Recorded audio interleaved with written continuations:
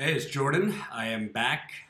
Looks like there was some funky things going on there in um, YouTube. Oh, here we go. All right, we got two people watching.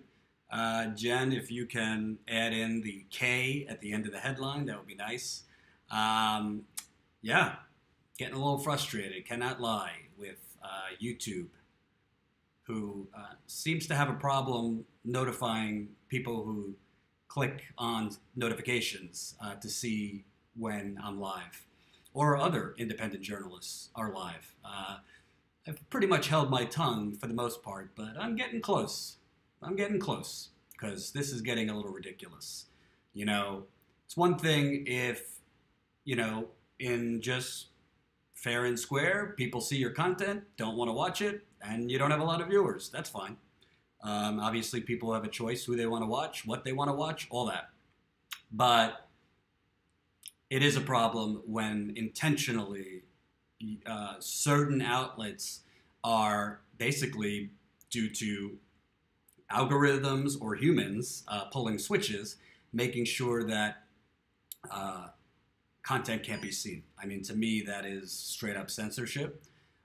It doesn't matter if it's progressive people, it doesn't matter if it's conservative content, doesn't matter who it is.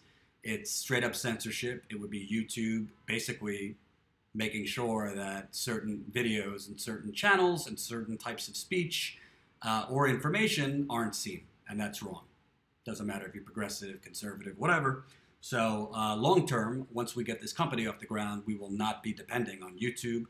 Right now, we do have our website being built for us, and we will be live streaming on our website, so we don't have to depend on YouTube or Twitter or Facebook or all these other outlets that, back in the day used to kind of be democratizing the internet, but now seem to only care about profits and making sure that their advertisers are happy. Yeah, so that's the deal. I'll just wait a minute or two, see if we get any more viewers. It's really frustrating when you know that people aren't getting notifications. So we will be, I don't have the firm announcement yet, but it's quite possible I'll be back on the road very soon, maybe as soon as next week. So we'll have announcements for you when we figure that out. And there's a lot of important stories that I've been working on. One in particular I've been working on for, I don't know, 6 months. And it will be published next week. As of now, it will be published next Tuesday. So really looking forward to that. It's on the Flint water crisis. I think the piece will clearly show that the testing that has been done to declare the water crisis over is very, very suspect and very, very fraudulent. So, Jordan, why not try sending out your own email notification before going live? Yeah, we're trying to build up our email list, but we don't want to bury people with daily emails. So it's kind of that balancing act. We are trying to grow our email list, so if you want to be on that email list, definitely put in your email at jordanchariton.com.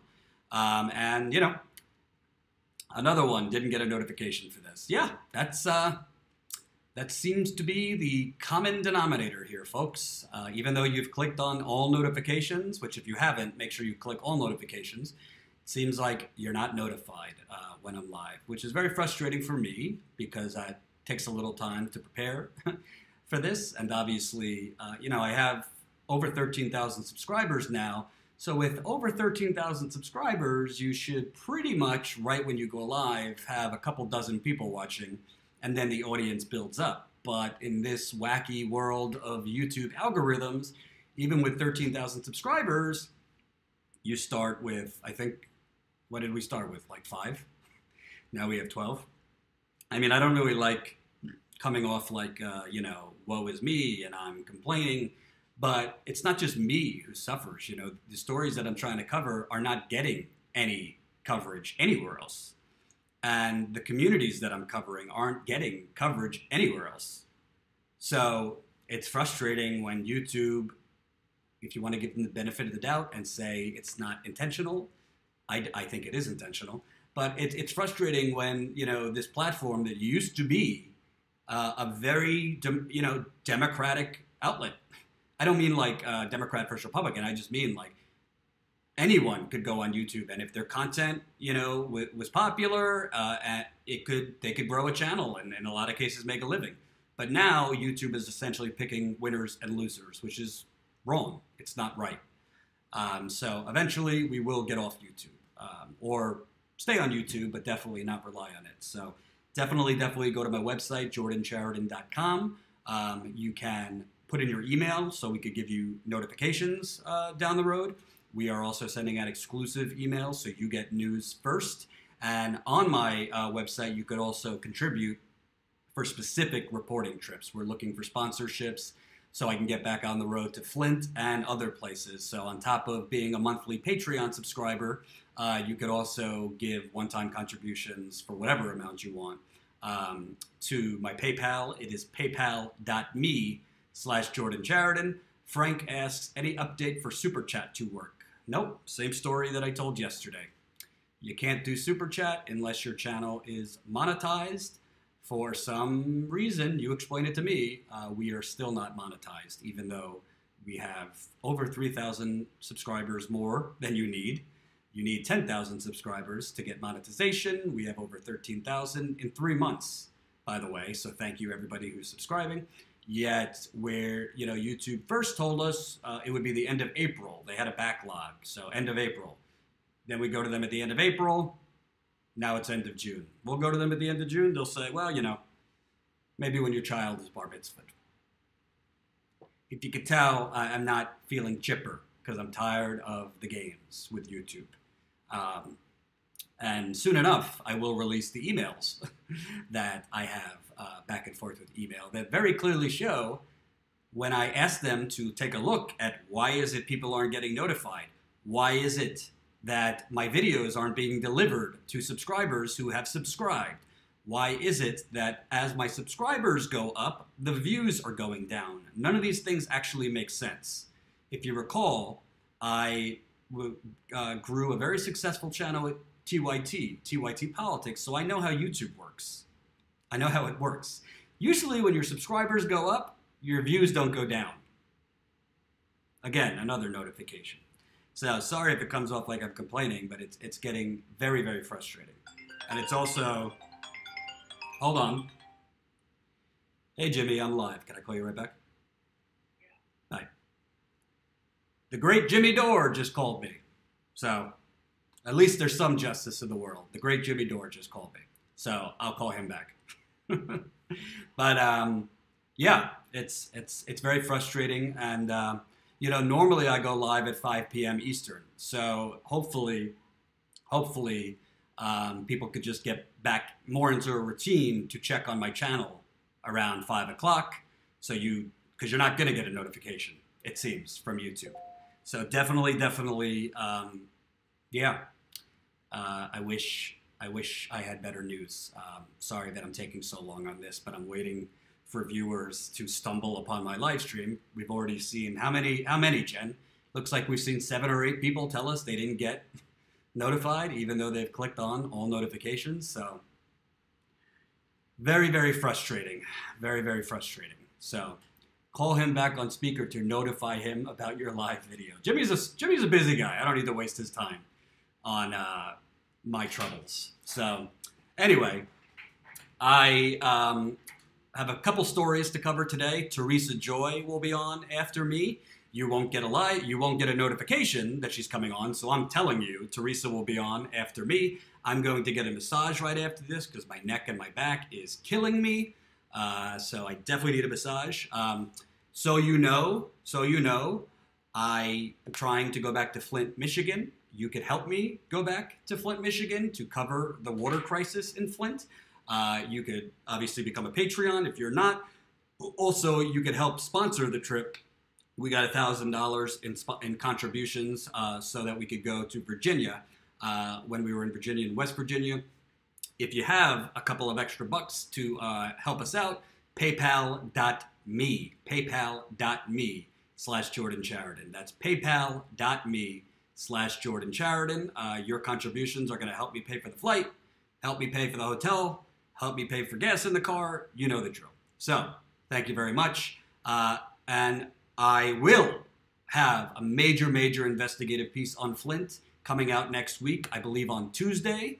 I believe it is a piece that will very clearly show that the science that has been used to declare the water safe in Flint, the science that has been used to essentially shut down the water pods, is totally, how do I want to say it, flawed. And that's being generous. I've been working on this piece for quite some time. I hope when you read it, you will share it. I hope you will write separate posts about it. I hope you will get it out to every single person that cares about clean water, who cares about environmental justice, who cares about justice, period.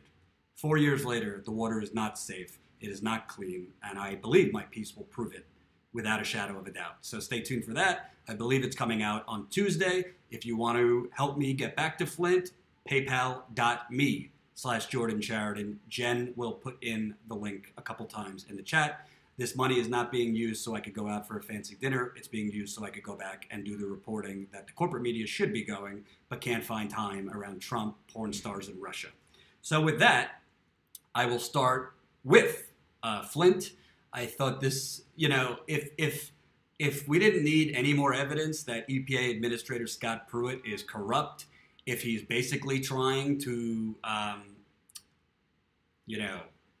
impersonate Trump. You remember how Trump during the campaign would not allow certain journalists into his campaign events. His campaign tried to blacklist certain journalists. Seems like the EPA is doing the same thing. If you don't know, apparently they didn't let in several media outlets into an event about water contamination last week. And what do you know? One of the groups that he did not let in was staffers for Flint Congressman Dan Kildee. As you see the headline here, Flint Congressman staff reportedly barred from an EPA event on water contamination, along with other media outlets. So let me read this to you. The Environmental Protection Agency is having a rough week. On Tuesday, it was revealed that reporters from the Associated Press, CNN, and ENN News were barred from entering an EPA summit on toxic chemicals. When an AP reporter tried to enter the summit, she was reportedly forcibly removed. Though the EPA eventually relented and allowed press to cover the event, it was too late to stop an afternoon of negative coverage. Wednesday did not provide any better for the agency's image. In a tweet, Congressman Dan Kildee said the EPA barred his staff from attending a summit on water contamination. The congressman tweeted, "My staff was not allowed to attend today's EPA PFAS, which is porofluoractic acids summit, porofluoractic chemicals. And I represent communities affected by drinking water contamination. Scott Pruitt's lack of transparency and willingness to deny access to members of Congress and the media is deeply troubling. What's especially concerning about this move is that Kildee represents Flint, Michigan, the site of an ongoing toxic water crisis." I reached out to Kildee's office to get further comment on what had happened. Here is what his chief of staff told me. I tweeted it, so I'm just reading you my tweet. His chief of staff's name is Mitchell Rivard. Congressman Kildee was never invited to the EPA's PFAS summit, again, porofluoractic chemicals, which are cancer-causing chemicals that have been dumped in water bodies in North Carolina and the Ohio River Valley, and now it's popping up all over the country, actually. A lot of these types of chemicals are used in cookware manufacturing and other things. They cause cancers and all sorts of things. After our office asked to attend, the EPA would only allow our office to attend select parts. Went on to, select parts. Sorry, let me read it again. Congressman Kildee was never invited to the EPA's PFAS summit. After our office worked to attend, the EPA would only allow our office to attend select parts of the summit, and one of the congressman's staff was actually turned away at the door during Wednesday's session. This congressman is very troubled that Administrator Pruitt would attempt to limit access to a taxpayer-funded meeting. The public has a right to know what's happening inside their government. And that was from Dan Kildee's chief of staff. Obviously, Scott Pruitt is out of control.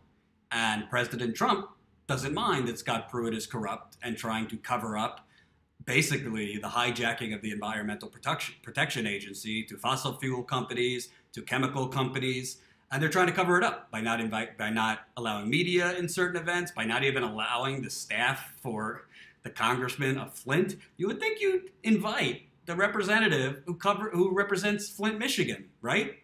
Unless you're trying to basically cover up the fact that there's water problems all over the country. I mean, it literally makes no sense. None. Makes no sense. And just so you know, the piece that I'm talking about on Flint's water that I've been working on, Congressman Kildee is actually on the record in the piece. So that piece will come out next week. Again, we are looking for funding to get me back to Flint to continue covering this crisis. Like I said, if you're coming to this late, the process, the water testing that has been done to say, oh, the water's fine in Flint, I have quite a deeply reported story that will show you not only is this science severely flawed, but it's endangering the lives of people in Flint, and it's endangering and it's emboldening a governor who presided over them while they were poisoned and has had no accountability. He is using this science and the results from this flawed science to declare water restored and shut down the water pods for poor people in Flint. Poor poisoned people, might I add. But there's no accountability because the Democratic Party keeps focusing on Russia. Yeah, sometimes they focus on Pruitt's corruption, but do you see mass outrage for the Democratic Party or anybody that should be going against Scott Pruitt? Where are the protests against Scott Pruitt and what he's doing at the EPA? Where are the protests ongoing in support of Flint, Michigan, who still has contaminated water? And yes, I understand there's contaminated water in other communities. I try to cover as many as I humanly can. But I'm only one person. That's why we're trying to launch Status Coup, our media company, our media revolution. Whether YouTube likes it or not, they could suppress me till they're blue in the face. We're still going to get this off the ground, whether I got to die trying. We're trying to launch Status Coup so we could have more than me in the field, so we could have other reporters covering the stories that the corporate media won't cover and the stories that communities, whether they're poisoned, whether they're poor, whether they're just screwed, don't have anyone covering. So definitely help us out. Patreon.com/Jordan Sheridan Reports or PayPal.me/Jordan Sheridan. So you have Scott Pruitt basically not allowing media into certain events. Apparently the invite to Flint's representative just got lost in the mail. So this is very dangerous. This is dangerous times because what he's trying to do is basically morph the EPA, which is supposed to protect the environment. And by the way, there was corruption in the EPA before Trump. There was EPA doing bad things before Trump, under Obama and before Obama. So it's not like the EPA is just suddenly, corrupt under Scott Pruitt. It has gotten worse, but it's not like unique to Trump. So, and by the way, a lot of the things that are going to be revealed in my story that's coming out next week come before Trump. So, but this is very dangerous because basically Scott Pruitt is just auctioning off the EPA to fossil fuel companies, to chemical polluters, and he's trying to do it in the darkness of night. It's outrageous, totally outrageous. And who suffers? Not only the people in Flint, people in East Chicago, people in North Carolina, people in Massachusetts, people in Milwaukee, people in environmentally vulnerable communities. And by the way, contamination is now coming to communities that aren't even poor. There's some middle class areas and upper middle class that are starting to see problems with their water, whether it's lead, arsenic, cancer-causing chemicals made in the manufacturing of things like Teflon and other cookware. And by the way, I don't think CNN and these outlets that are being barred from covering these events are so great. It's not like they're doing significant investigative reporting, but they are the ones that have the resources and they should be invited into these events, but they're suddenly losing their invite to these events. Very scary thing. And by the way, some of you might not like this, but I've said it before and I'm going to say it right now. I just got to keep it real. Whether I think the audience is going to like it or not, got to admit it. I did underestimate Trump on the environment. On other things, I don't think there's a major difference between Donald Trump and Hillary Clinton. But on the environment, he's way worse. I think she's bad on her own right. She's pro-fracking and all these other things. I don't believe she would have auctioned off the EPA to the fossil fuel industry and big oil. Could be wrong. but that's what I believe. It's not a defense of Hillary Clinton. It's just what I believe and what I think the data shows. Scott Pruitt is the most dangerous, probably one of the most dangerous people in the world. He's like the John Bolton to foreign policy. He's the John Bolton to the environment. As a attorney general, I believe, for the state of Oklahoma, before he was made EPA administrator, he was basically having the oil and gas industry write emails for him. I mean, it was insane. Insane. So, as I said, if you're coming to this late because YouTube decides not to let anyone know I'm live, make sure you are tuned in. Tuesday, I have a piece going out. Jen, should I tell them where it's going out, or should I leave it surprised? Should I let them be surprised? I don't want to give the enemy any advance notice. Should I leave them surprised? Where it's not being published in the New York Times, I'll say that. But the piece will be out, I believe, Tuesday. If that changes, I'll let you know. I think, hopefully, if you help me get this piece out there, don't just share it. I need you to write a separate post on your Facebook, on your Twitter, whatever you use. Get this story out and make sure you read the whole thing. It's not a short piece. It is not a piece for the ADD generation. You're going to have to read it. You might have to, set aside some time, maybe 20 minutes, a half hour, however long it's going to take you to read. But Jen can tell you because she has read it. I can tell you because I've worked on it. It is a major investigative piece, and I hope and I believe that it will clearly show that the science that has been used to declare the Flint water safe is total BS and flawed. Frank says, I have been waiting for this read. Frank, wait till you see. Wait till you one day learn what I've had to go through to get this piece published. What I've had to go through. Oh, by the way, you could also volunteer. We announced this yesterday. jordanchariton.com/volunteer. If you want to volunteer to help me and Jen get this thing off the ground, we have a lot of things we need help with, including research, marketing, social media, all these things. It's jordanchariton.com/volunteer. jordanchariton.com/volunteer. Definitely, if you are interested outside of your full-time job or whatever you do in volunteering, unfortunately, it's volunteer, can't pay you. But if you want to be part of the media revolution from the ground up, this is your chance. www.jordanchariton.com/volunteer. This is grassroots, baby. We don't have a ton of funding right now. Let's see where we're at. We're making 390 patrons. It's been kind of stuck for a little bit, almost at 2,300 a month. But if I'm being honest, that is nowhere near the level of funding we need to get back out in the field and stay out in the field. So if you're not subscribed to the Patreon, I hope you'll consider it. You get my podcast, you get my video diaries. We're going to start doing every week doing video calls where I talk directly to my patrons. And if you don't want to do Patreon for whatever reason, you could also support my reporting in the field at paypal.me/JordanChariton. That's paypal.me/JordanChariton. But from one super corrupt individual in Scott Pruitt to an entirely corrupt party in the Democratic Party. You see that segue that I took? We go from corrupt Scott Pruitt, who's not inviting the congressman of Flint that represents Flint or his staff into an event on water contamination, to the entire Democratic Party. It's an easy segue. Apparently, Andrew Cuomo is the governor of New York. So the New York Democratic Party is having their convention the last few days on Long Island. Hillary Clinton was the keynote speaker to nominate Governor Cuomo for his third term. He's running for his third term as governor. And, I didn't cover New York politics that much because I've been out in the field covering stuff all around. But I know enough about Cuomo to say, not exactly a progressive. But there were some real doozies put out there at this convention today and the last few days from some of the leading establishment figures in your Democratic Party. Ready for this?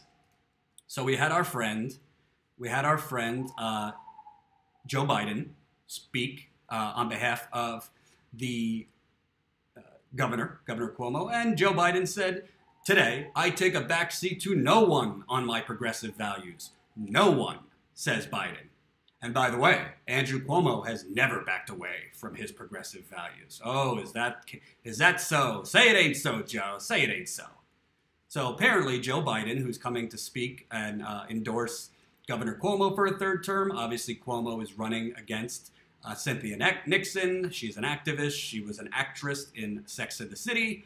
Biden says, I take a backseat to no one for progressive values.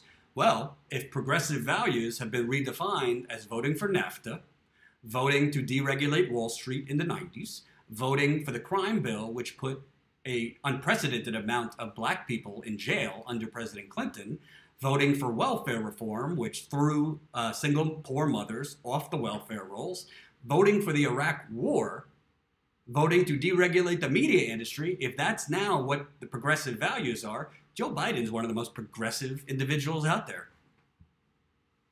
Just keeping it real. Let me go down the list one more time. Voted for NAFTA. Was also very pro-TPP and was trying to help President Obama get the TPP through. Voted for the Iraq War. Voted to deregulate Wall Street in the 1990s. Voted for the crime bill, which only put black people in jail for nonviolent crimes. Voted for welfare reform, which essentially threw poor single mothers and poor people off the welfare rolls so that Newt Gingrich and the Republican Party could get their dying wish. Voted to deregulate the media industry. I mean, I could go on. But Joe Biden, standing there at the Democratic Convention, for the New York Democratic Convention, for progressive Andrew Cuomo, says, oh,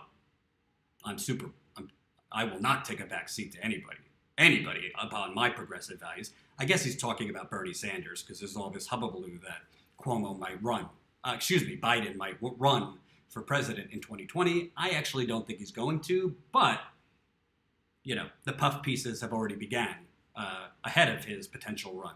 So Biden said that. Then,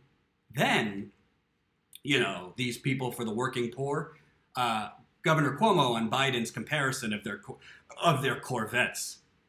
It's true Biden's is better looking, but it wouldn't beat mine. Quote, he doesn't know what I have under the hood. He's not going to beat me down the quarter mile. That I can promise you. Oh, man, are these people out there for the working poor, aren't they? Shooting the spit about their Corvettes. That's who I want representing my needs if I'm struggling to pay health care.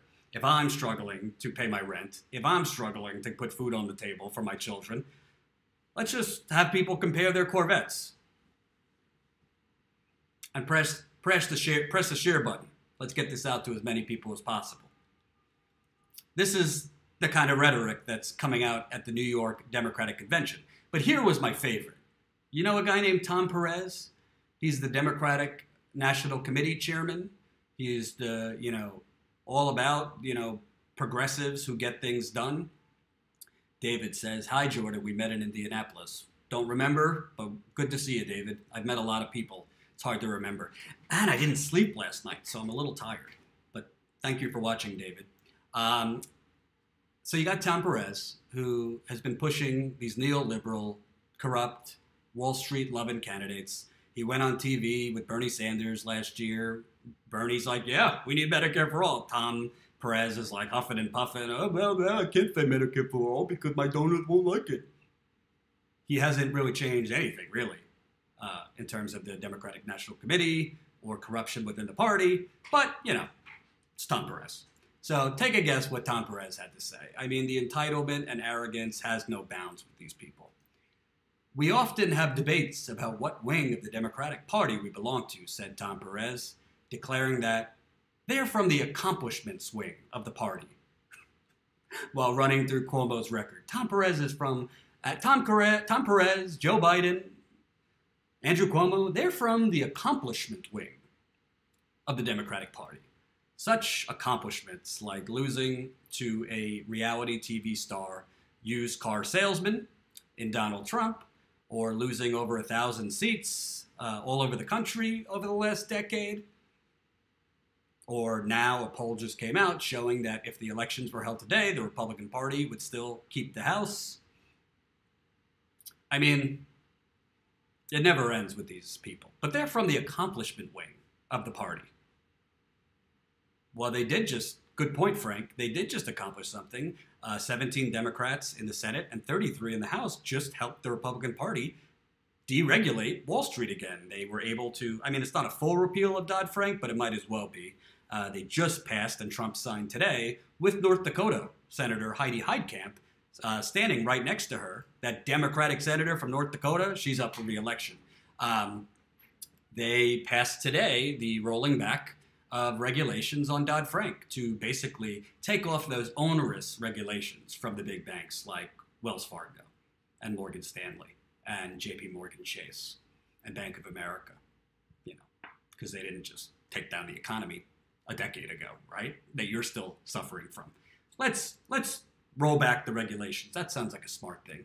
And Heidi Heitkamp and 17 Democrats pretended that they were voting for it because it helps small community banks. Well, why couldn't you say we're going to help small community banks, but not if it means taking any of the regulations off against big banks? It's called an amendment.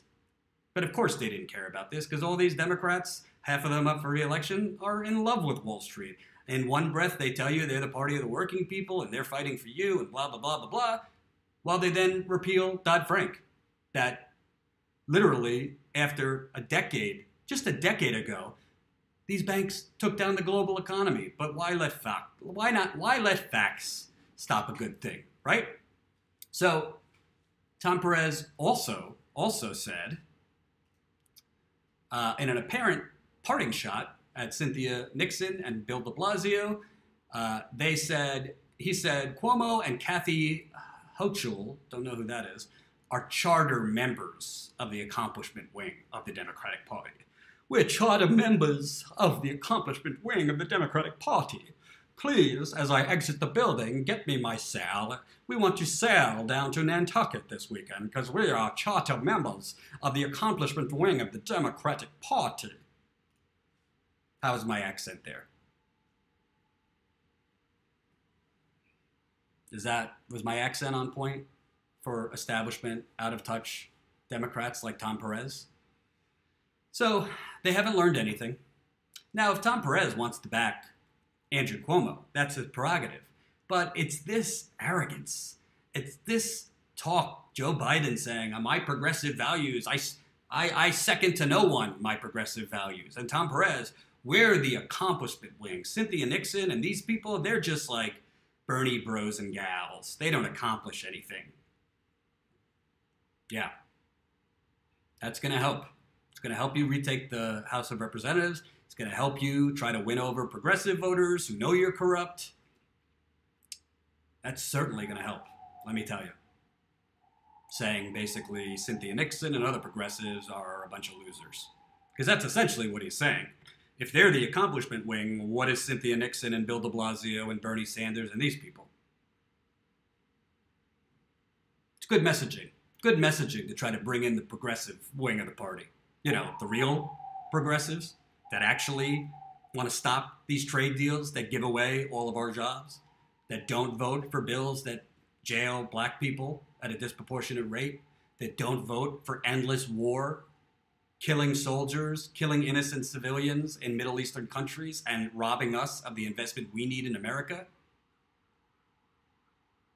You need to work on your values if you're going to sound like the establishment. That's right, Tom Perez. Know your values. Know your values. Well, I know my values. And my values are to go out in the field, roll up my sleeves, although I'm sleeveless today, and cover the disappearing middle class, environmental genocide, corruption, water contamination, police brutality, economic brutality, and to cover the stories that the corporate media is covering up. I can't do it by myself, so your contributions are needed. We need funding so I can get back to Flint. We need funding so we can hire other people. So definitely thank you for your help. It's been very difficult to get funding off the ground because we are being suppressed here on the YouTube. But all we can do is keep going day by day and hope it gets better as far as suppression and other things. We do have a website being built. that we will be live streaming directly on the website and hopefully drawing people to our website. We want to create like a progressive community at our website that it gets into the habit of watching us live on our website, of watching videos live on our website, of reading articles on our website. We're going to have polls. We're going to have a lot of cool stuff that is not ready yet, but we're working on it. So Garden says, even more absurd is the communications and PR people working for this party graduated from Ivies, etc. They are incompetent and don't understand optics. Of course they don't understand optics because they're all elitist, out-of-touch people that generally live in New York and D.C. and haven't met a real working person probably in 10 years. That's the truth. That's the truth. So I thought that was interesting to fill you in. You know, I'm not gonna lie to you. As of now, I think Cuomo's up like over 20 points in the polls against Cynthia Nixon. It's an uphill climb for Cynthia Nixon. I think it's great that she's running. I think Cuomo needs a real serious progressive challenger. I think she's doing as best as she can as an upstart challenger with little money running against the Democratic Party machine of New York. She's taking trains. She's talking to voters on the subway. She's doing the grassroots. Her campaign also heavily focuses on decriminalizing marijuana, on helping African-American communities who have been forgotten by this governor, on fixing the New York City subway, which I could tell you, because I take it quite a few days a week, is a total embarrassment and an utter disaster. And it's not the city of New York who controls the subway, it's the state and Governor Cuomo. And in the largest city in New York, the largest city in the world, maybe you should get public transportation right if you're the governor. And there's other corruption scandals with Cuomo that I don't have time to get into. But let's just say Cuomo comes from the Bill and Hillary Clinton school of politics, not the Bernie Sanders school of politics, if we're keeping it real. So, moving on. And definitely share this video. Let's get it out to as many people as we can. Hold on one second. So, and again, oh, Jacob says, but should we support another celebrity politician? Well, in my view, this one is not an overt racist. This one actually has, I've read on her website, her policy proposals. They're actually legitimately progressive. Frankly, to me, part of the problem we have in this country is politicians with decades and decades of experience in one thing, taking money and giving back to corporations the money that has been donated in the form of favors and corporate contracts and deregulation. So if that's the experience you want, go for it. The fact that she was in Sex and the City, I don't think is a good thing or a bad thing. A lot of people have been actresses or actors or celebrities and then turned to politics. Look at her policies. Listen to her speak. I'm not advocating for her or against her. I'm not going to push candidates. All I could do is cover the candidates, but I'm not going to push them. If you live in New York, it's up to you who you vote for. I personally don't think Andrew Cuomo is progressive. I think he is part of the big Democratic establishment machine. So, somebody said, Garden says, we are the sewer wing, my friends. We need to fall in line. I am not part of the sewer wing. Thank you very much. Daniel says, and look what those people have done for us. Hit it on the nail, Daniel. Hit it on the nail. They've done zero. Under pressure, Cuomo stopped a fracked gas pipeline in New York recently. He deserves credit for that. I think it had something to do with the fact that he was running for re-election, but he does deserve credit for that. I'll give him that. So, moving on. If you followed, I was in the field about 2 or 3 weeks ago. Jen was with me. We were covering the Mountain Valley Pipeline in Virginia. It's going through West Virginia and Virginia. It's a natural gas pipeline. It is fracked gas. It is going through some of the steepest slopes in the United States. It's going through the Appalachian Trail, which is some of the most beautiful, pristine forests, some of the most beautiful, pristine waters, some animals that you don't see in other places, and God knows how many people live across the trail where they're putting the pipeline through. If you've watched on this channel, if you haven't, it's because YouTube didn't notify you that these videos went up. But we have videos where we're live showing you the deforestation and all these beautiful trees that were cut down to put the pipeline through. We show the water that is at risk. We interview residents. We interviewed protesters who climbed up in their trees. That was thanks to you. We got $1,000 in contributions while we were out there, which allowed me to stay out there longer. Paid for gas in the car, food, hotels, equipment that we need to buy. So thank you to the people who contributed at paypal.me/Jordan Sheridan. Again, paypal.me/Jordan Sheridan. We are now looking for funding so I could go back to Flint. So if you have some funds for that, I'm not just telling you what we're going to use the money for. I'm showing you. I need to get back to Flint as soon as possible. Definitely contribute if you can. PayPal.me/Jordan Sheridan, or of course, Patreon.com/Jordan Sheridan Reports. There are some people doing both. I cannot thank you guys enough, guys and gals.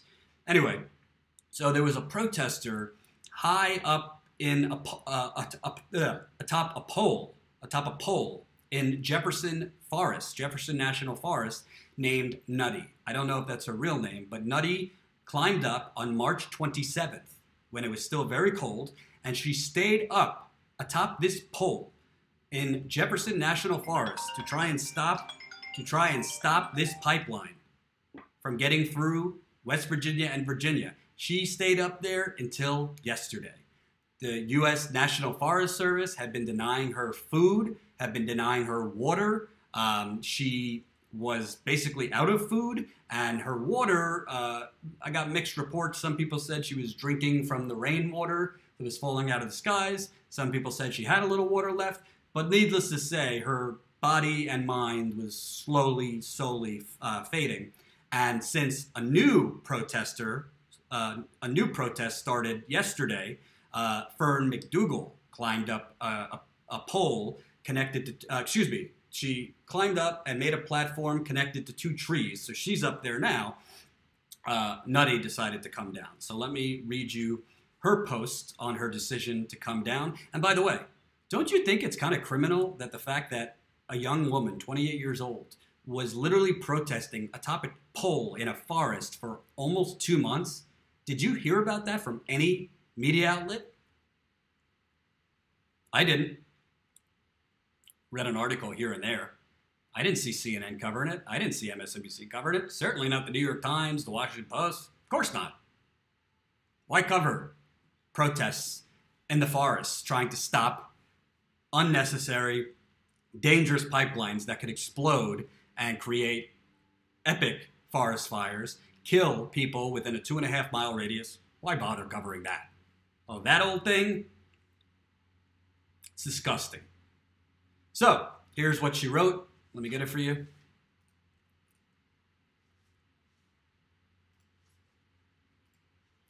From Nutty. If you're reading this, it means the monopod blockade is no more. We knew it couldn't last forever. That's how this works. If we rely on one location, one tactic, or one group of people to stop this pipeline, we will fail. But we're not. I know that as this one facet of the struggle draws to conclusion, more people in other places are gaining momentum. The fire has already caught. We must not let it die. It was a painful decision to come down. The food ran out on May 19th. The water is still plentiful, but as Fern defends the same road, Fern is the new person who climbed up and set up a tree platform between 2 trees. But as Fern defends the same road, a few more days of growing weaker before starting the process of recovering from this and figuring out other ways to fight doesn't make sense to me. And yet, I don't know how I could explain this to you in a way that won't seem like a defeat. I could only remind you and remind myself that this was never about one action, but about a multifaceted struggle that will continue in each of us who tries to act, to live each moment in defiance of all that would make us silent, obedient, governable. Yesterday, I knew it was the last night I would spend here. I looked up at the stars and the moon, at the leaves lit by floodlights, looking for the right words, but finding only the hardness in my throat and tears in my eyes, at what they will do to this piece of road when I am gone, at all the countless struggles that end in mourning and in loss. This morning, I tried for what was, I should say, in the harshly beautiful calls, this morning I tried to listen for what it was I should say in the harshly beautiful calls of ravens, and came up with the same answer, that words are not enough. No words can speak the full truth of 8 weeks spent here. No matter what I make of them, my words cannot conjure fire. If they have fed some flame already in you, then they have done their work. If they could call forward to me in times to come when I want to give in and hide from everything, then they will have done all that I could hope for. I am leaving with a promise, a commitment born of long days and nights lying over 40 feet up in a monopod and of 22 years learning that I exist within a civilization that I would rather die fighting than live quietly within. Wow. This is a battle happening everywhere, and I want to keep finding my place in it. For the moment, in the wild and beautiful terrain of Appalachia, we are still here. They're still trying to put a pipeline through. So let's keep learning from each other what is possible. Build skills. Experiment with tactics. Let's build up our defenses against those who would constrain us. If anyone was still unsure before, events thus far should have shown us that the cops and the state stand where they have always stood, on the side of the powerful, of exploitation, of turning land and water into profit. Let's dig deeper than this single pipeline struggle to attack the roots of what is ruining our world, confronting internal as well as external patterns and assumptions, facing the violent histories that still find their home in the present. This land was already stolen, and private property shouldn't exist any more than this pipeline should. This fight didn't begin with this pipeline, and it won't end until the destruction of colonialism, white supremacy, capitalism, patriarchy, governance, everything weakening destruction on the earth and waging constant war on certain human beings to create empty structures of wealth and power. Let's let what we learn in this struggle reach into every corner of our lives, even as our lives and relationships meld inextricably with our actions. Let's build friendships and commitments strong enough to withstand the long fight ahead. It's going to be very hard, very hard. I think we've only gotten glimpses of what we need to achieve to stop this pipeline. Yet, if those glimpses are any indication, the coming months and the coming years and lifetimes fighting the many facets of the world we're trying to destroy will continue not only grueling effort and frequent moments of doubt, but also unexpected joy, laughter, and triumph. So keep on fighting and growing communities that have no room for pipelines or their world. I hope to see you on the mountains and the streets, by the rivers, in the field, and wetlands and forests, nutty. Wow. I mean, wow. What do you say to that? I mean, first and foremost, that is, she almost made it 60 days.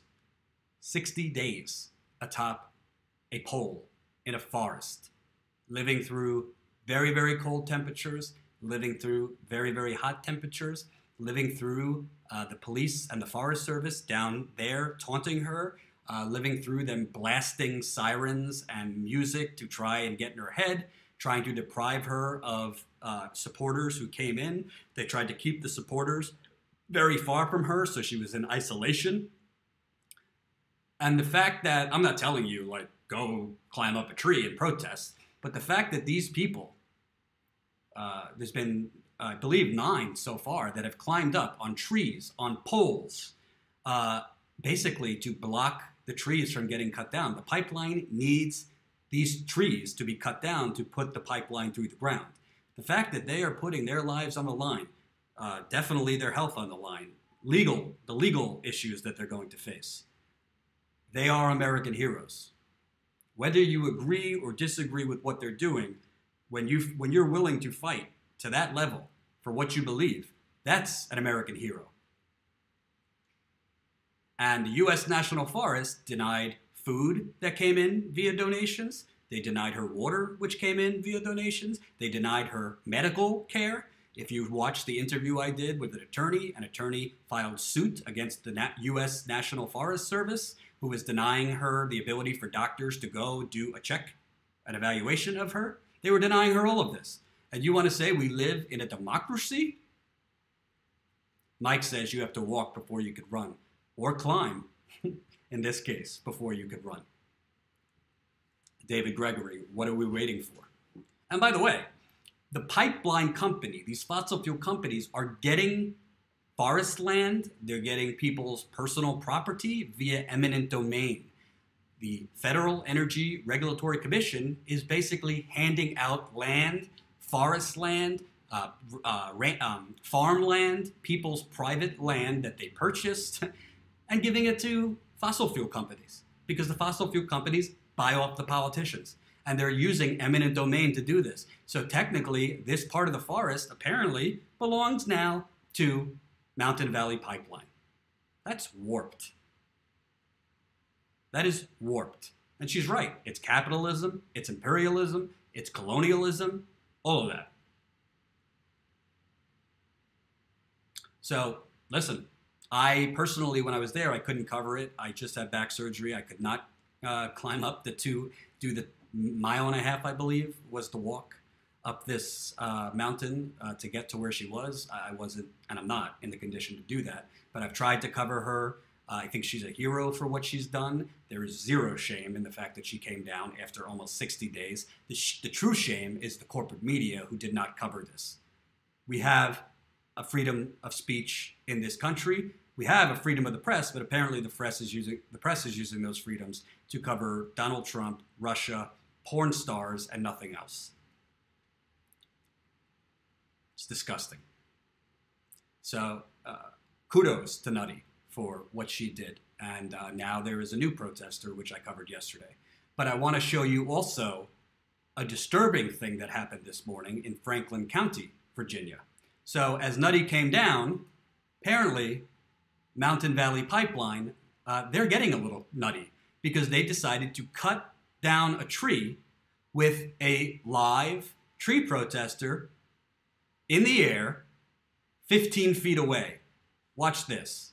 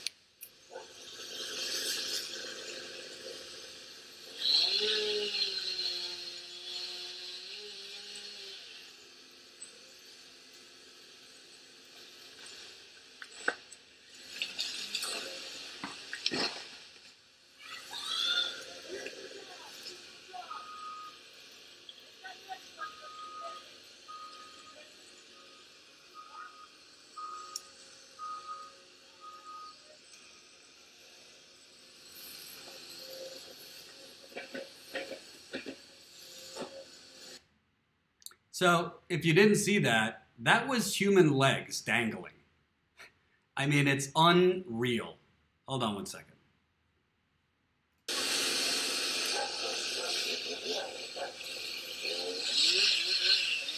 If you see these legs here, that is a protester who's been up in the trees for weeks, and they're cutting down next to another tree, and if they do it the wrong way, this protester could literally fall.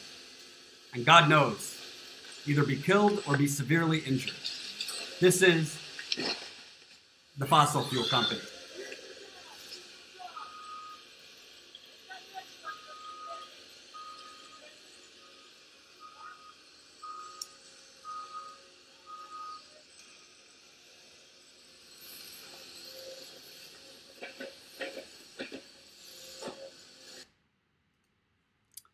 That's really, really reckless.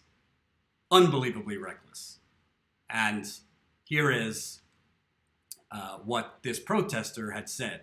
The tree MVP is cutting will crush me if it falls the wrong way. They call him Ink. Just think about that. MVP is cutting a tree with a human being right there. They don't care.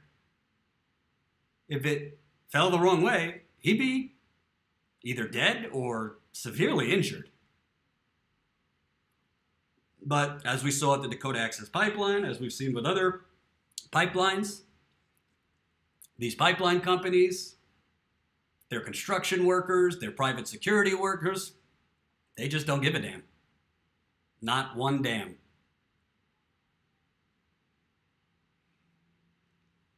Really shameful. Really shameful. Fortunately, he didn't get hurt because, as I could show you, ilk has climbed into a neighboring tree to try and stop MVP from cutting it down. So as they were cutting down a tree right next to him, he decided to climb in another tree. I don't know if he was able to stop them, but he climbed in another tree. It's kind of hard to see there, but that's him up there. And he was trying to stop them from cutting down that tree. So this guy, Ilk, another, what I view to be a hero, but these construction workers for the company, they don't care. If the guy dies, he dies. Just, you know, collateral damage on the balance sheet, right? And here is an update. This page is called Little Teal Crossing. Hey, message the page if you were able to show up in the coming days. Again, this is in Virginia. This was in Franklin County, Virginia. This morning at Little Teal Crossing, Mountain Valley Pipeline began cutting enormous oak trees approximately 20 feet from Inc., the remaining tree sitter. Inc. climbed across the canopy to stop the workers as folks from Franklin, Montgomery, and Roanoke counties assembled at the base to protect Inc. Protectors stood at the limit of disturbance, LOD, the outer boundary of the easement, to attempt to stop cutting. Disrupted and frustrated, the company called the local sheriff's department, who informed the landowner that they would not remove people standing near the limit of disturbance, even if it is too close for the workers to safely cut inside of the easement. The police left and claimed that it is a federal issue that they will not intervene in. That's not true, but whatever. About a month ago in Bent Mountain, community members repeatedly assembled on limits of disturbance during tree cutting. Every time Mountain Valley Pipeline was forced to stop cutting because it was too dangerous, the only thing that allowed Mountain Valley Pipeline to continue was the false claim by the Roanoke County Police that OSHA rules apply to bystanders as well as workers, and that it was therefore illegal for people to stand close to cutting. This extra-legal enforcement by Roanoke County cops is currently being challenged in court. We know now that Franklin County is a different situation. Thank you to everyone who assembled today to protect Inc., and to those who will continue to use this information to do what is right. Little and Teal Creeks have been full of mud and sediment this past week as heavy rain has washed silt from MVP's construction into the waterways. The Department of Environmental Quality is en route to LTC, that would be Little Teal Crossing, to assess the situation. MVP's erosion and sediment permits are also currently being challenged in court. These trees and the power they hold to sustain life would not be here if we were not here. Likewise, because of these trees, we are here able to protect life and stop the pipeline. As Inc. has said, quote, we're reinforcing each other's lives right now. The tree is still here because I'm still here, and I'm here because it's here. Today was scary, but we refuse to back down without a fight. Message the page if you're able to show up in the coming days, and that is Little Teal Crossing on Facebook. And there is another page if you're interested in continual updates, Appalachians Against Pipelines. That's where I've in part stayed updated on what's going on here. Here you go for that page, Appalachians Against Pipelines. So you got Little Teal Crossing, Appalachians Against Pipelines, bunch of other pages that you could find by going to those pages. But it's really just, at this point, it's open season on human beings, and it's open season on people who exercise the First Amendment. The police aren't out there protecting the protester from not getting killed as construction workers for a fossil fuel company endanger their lives. They don't care. And, there's some trolls who will say, well, they shouldn't be out there, stopping the pipeline. It's unlawful. Well, what would you do if a bomb was being planted under your home or your forest or your waterways? Would you just say, well, let me just move and let you do it? So for these, pro-pipeline, pro-fracking, natural gas pipelines never explode. Crude oil pipelines never leak. Well, I've got news for you. Just Google it. They do. I'm tired of covering this because it's just so depressing. But also very uplifting that you're seeing people take action non-violently. These are non-violent, peaceful protesters that are climbing up those trees and poles. Clifton said, veterans for Sheridan all the way. Sheridan for veterans. Love veterans. Wish you didn't have to go fight stupid ass wars for no reason. So that's it. Teresa Joy is coming up after me. You will not get a notification most likely. So if you want to watch her stories, I think she's doing a great job. Just check back right after I get off. She'll be here. Unfortunately, YouTube, like I said, is not notifying people when I'm live or when she's live or when Marcus, who's new to the channel, is live. Very frustrating, but we're going to continue going forward. I'll speak with my business partner, Jen, to see what we can do to better notify you. What you can do, make sure you are on my email list. That's jordanchariton.com. Make sure you put in your email so we could have you and we could communicate with you to let us know when we're going to be live, to let you know when we're going out back into the field, to let you know what stuff is coming up. Updates with stories we're working on, updates with where we're going in the field, updates with status quo. Thank you for your support. Patreon.com/JordanChariton reports if you haven't, and PayPal.me/JordanChariton. That's PayPal.me/JordanChariton. You could help sponsor a trip. We're trying to get back to Flint as soon as possible. Lastly, we now have volunteers. We have volunteers. So let me bring you to that page. It's jordanchariton.com/volunteer. If you want to volunteer with us to help us get everything off the ground, you could go to jordanchariton.com/volunteer. There's the URL. It's on my website, jordanchariton.com/volunteer. Put in your name, your email, your phone number, address, city, zip code, state, country. What skills do you have? We definitely need people who know how to do things because we need a lot. We really appreciate. We've had a few sign up already, and Jen will be in touch with you. And the more the merrier. We definitely need to be sane, not kooky, but we're definitely looking for help. So thank you for watching. Have a great day.